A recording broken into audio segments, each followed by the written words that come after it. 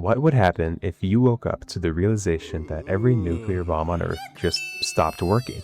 Every nuke built over the last 80 years is suddenly nothing more than a really expensive paperweight.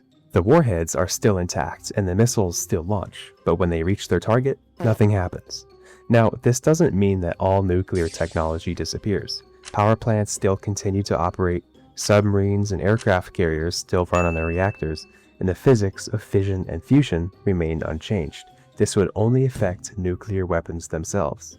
So, what happens to a world where nuclear bombs no longer exist? Well, at first, nothing happens. The world goes on exactly the same. That's because nobody actually knows that nukes have stopped working. The problem is, nuclear weapons aren't tested anymore, at least not openly. The last country to conduct a real nuclear test was North Korea back in 2017. For all other nations, it's been since the 1990s. So as far as the world's governments are concerned, their arsenals are still loaded and ready to fire. The only way anyone would ever find out is to try and fire one, which might take a while. So let's stir the pot a little. Imagine the United States quietly decides to break the test ban treaty and conducts a secret nuclear test. They expect the usual blinding flash and tremendous heat. Instead, it's just a small explosion, the one used to start the nuclear chain reaction. Confused, they try again, but with the same results, and panic begins to set in behind closed doors.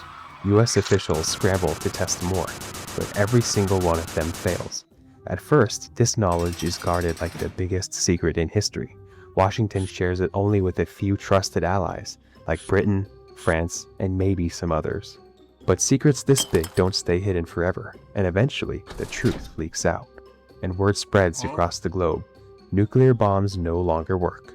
In the beginning, it might feel like a breath of fresh air to have no more nuclear wars to worry about. But in reality, giants like the United States, Russia, and China are no longer afraid of each other and don't have to keep things civil.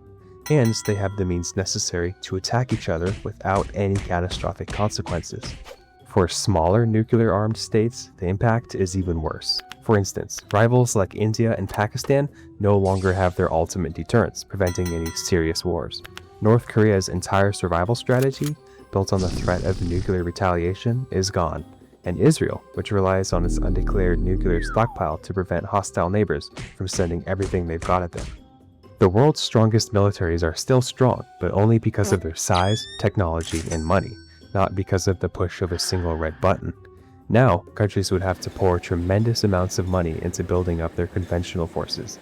Tanks, aircraft, missiles, and massive ground armies once again become the main measure of strength. So you should expect a pretty serious hike in your taxes. The collapse of nuclear deterrence would also risk ruining alliances. Take NATO, for example.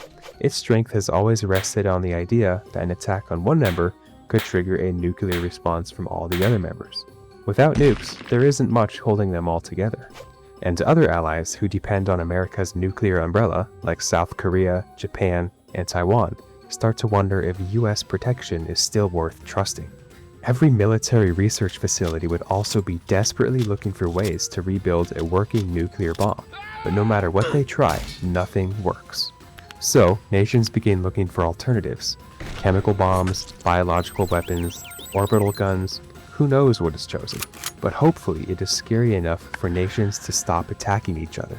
So, the only thing scarier than living in a world with nuclear weapons might be waking up in a world without them.